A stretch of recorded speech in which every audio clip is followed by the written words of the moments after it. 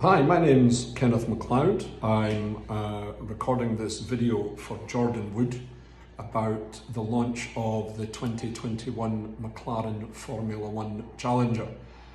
Jordan's first question is how long I have been a McLaren fan, and that really got me thinking. My initial interest in Formula One was piqued by James Hunt in 1976.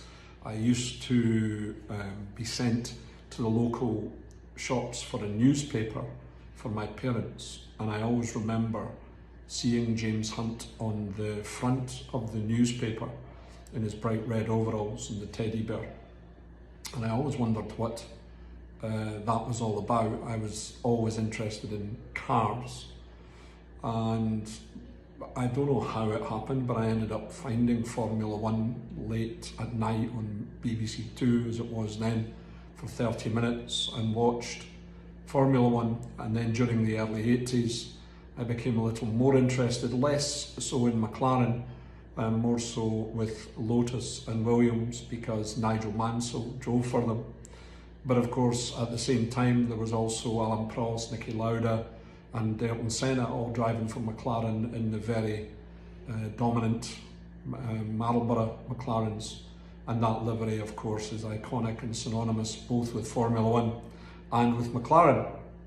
And then in '96, I became much more of a fan of McLaren when David Coulthard joined the team, and then they got Mercedes Power, or they got Mercedes Power and the West sponsorship, the West Silver Arrows, the Mercedes engine, and they became a very dominant force again in Formula One, and really became a huge enthusiast of the McLaren family. When I won a charity auction to go to the MTC in 2013-14, and got a tour of the facility of the Formula One Boulevard, the McLaren Boulevard, and all the trophies, and was shown around by a very knowledgeable and interesting guy who I got on very well with, because he and I both have a huge knowledge of Formula One and all of the cars therein. So it was a very interesting visit, and now I'm fortunate enough to own one of their road cars.